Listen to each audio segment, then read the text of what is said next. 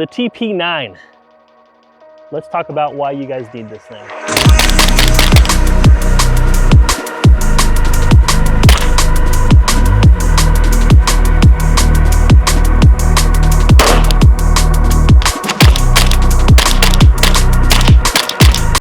The Swiss-made TP9. This is by far one of my favorite PCCs, if it's not my favorite one. There's only one problem though. I hate the trigger. Let's talk about that. The reason why most people hate this trigger is because they actually have the TP9-US, okay? This is not a fully automatic variant of the TP9. The TP9 was literally created to run full auto. That's what its purpose was to do, shoot very fast.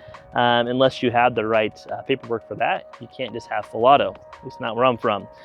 So what they did was they kept everything true to this weapon, including the trigger mechanism, which means that when they made it into a semi-automatic version, it has a few bad qualities. Here's what I mean by this. Watch how far you have to pull this thing, okay? This is what a normal trigger would be. It doesn't go off. Watch this though. You have to go so far back. Watch the reset.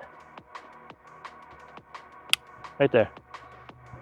You know what I mean? And then there's still a lot of play. Now, I just don't like the trigger. That is probably my only gripe about this gun. So besides the trigger, everything else about this gun I absolutely love. I love how easy it is to shoot this thing.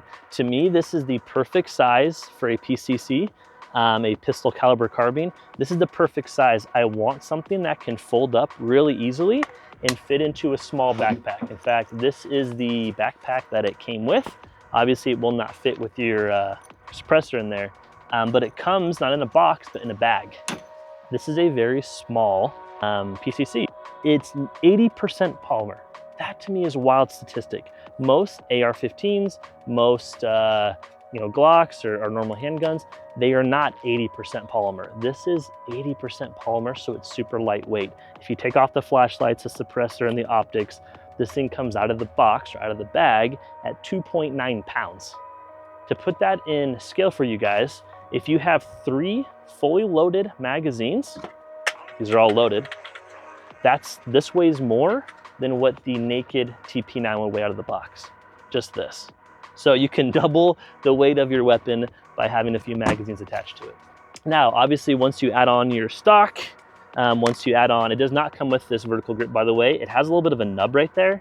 I don't know why they do that, but once you add on your vertical grip, your suppressor, your flashlights, your lasers, your optics, this thing can get a little bit heavy, and by heavy, I mean like 4.5 to 5 pounds. This is still a very lightweight platform, which I love that. I love that, okay?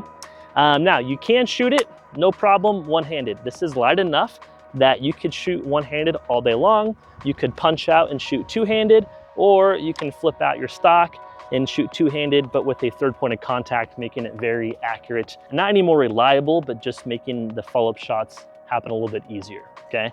Usually why you would want something like this is to have that third point of contact without it being super big, bulky in the way. That's why I love that it can close and it folds right into the vertical grip. Like this is Swiss engineering by design. I love that. Like I said, it is a Swiss gun. The Swiss makes 2 things super good. They make watches, but not Apple watches, and they make guns. That's what they're known for. I like it. Hey, on top, you have a single rail Picatinny. You have just enough room to throw on a big optic and some sort of laser. I guess if you want to throw in a flashlight or infrared, you can do that on top as well. They also give you just one side mounted Picatinny rail, so you can throw on maybe lasers or flashlights that way. What I do like is on the suppressor, it actually comes with the Picatinny rail is built in, like to the lug nut. You can't not have that there. So if you wanted to run maybe another bipod right there, or I don't know, a flashlight, a laser, I have another laser right here, you can run stuff on this bottom Picatinny rail. So you do have a lot of options, a lot of real estate, as I like to say. A little bit different than a normal AR-15, but kind of the same concept. You still have a rear charging handle right there, which is a lot different for a pistol. Normally, your pistol, you don't have that. As you guys know, you have your slide. So when you do buy it, it comes in a pistol format. You have to legally SBR it. I'm just saying that so the ATF doesn't raid my house again. But technically you do buy this thing as a pistol format, and then you will have to SBR it so you can legally throw on your stock and your vertical grip, okay? Fun fact, the vertical grip is not at a 90-degree angle. I don't know if that's by design, if they're trying to get away with the 90-degree perpendicular barrel rule or not, but it is probably what, 85, 87 and a half, I don't know. Somewhere, I'm not a mathematician. I don't know my algebras, but it is not 90 degrees, I can tell you that much, okay? So for a pistol, it does have a rear charging handle, which I thought was kind of cool or unique, kind of more like an AR-15 style. I have the EOTech on here. I love the FDE EOTech. This is the Hollow Sun Iris. This is just a visible red dot on top, which I kind of like. And then the Surefire flashlight. And then I have another laser down here. So 2 lasers, you know, making it cool. Out of the box, they do give you 30-round magazines. These things are kind of expensive for just being plastic, you know, and they're not Glock mags. I want to make clear that a lot of people think for some reason the TP9 accepts Glock mags. I hear that all the time. They do not. It's their own magazines, and you can get extensions which make it 33-round magazines. But you do have built-in iron sights on top, which are kind of cool if you think about it. You just don't ever use them because if you mount anything on top, it'll literally block it. But in an emergency, I could quick release this thing off, take this thing off, and now I have iron sights that are built into my PC. Obviously, it has some ambi controls. The one thing that I also I'm not fond of it. I don't not like it. If your magazine is in here, say it's empty, you cannot close that. You can't close it. You have to release the magazine a little bit to be able to close the bolts. That's just a Swiss thing. Sometimes other gun manufacturers do that, but I like being able to close it even with an empty magazine, and you can't. You can't do that. That being said, all of the functions are right where they need to be. Sometimes guns have really weird levers or push buttons, and you can't quite reach them if you're just shooting like normally. This is, at least for my hand, it fits everything perfectly. So you can do it all one-handed. Comes in 2 colors. Obviously you can do your FDE. I prefer the FDE color, and it comes in all black.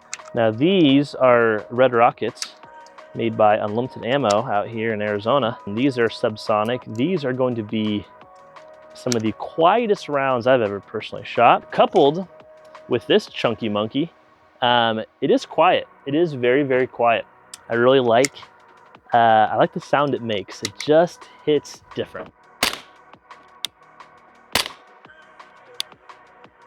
It literally, it sounds like my kid shooting me with a Nerf gun.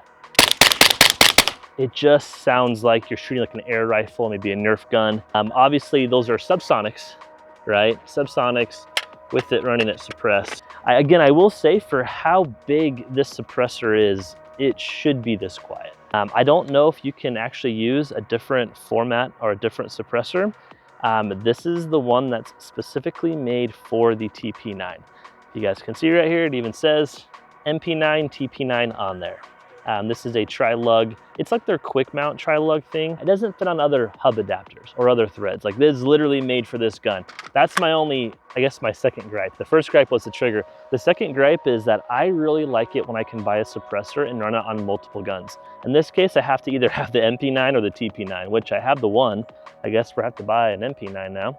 But I like being able to take my suppressors and put them on other guns, especially for how much suppressors cost. A good suppressor is going to cost you $800 to $1,600. That's a lot of money as a tool or accessory on one gun. I love the TP9. Again, one of my favorite weapons in this platform by far, okay? Here's maybe the issue where a lot of guys are going to have a hiccup. The base costs $2,100. That's a lot for a PCC. Just this grip, I want to say it was like $200 or $300. The stock, like $400. They just charge you so much for B&T products that all said and done, it's more like $2,800 to $3,000 just for the base if you add on your vertical grip in your stock. The time that you throw on an optic, laser or infrared, you throw on your suppressor, you're now talking about a $5,000 or $6,000 setup. So that is a lot of money. Hence why you can always go with the Glock version of this thing, you know? You could save a lot of money by that. That's a heck of a lot of money. So let me know what you guys think. Is this worth $5,000? Would you guys normally spend that kind of money on just a PCC that shoots 9mm? Or is this a must-have?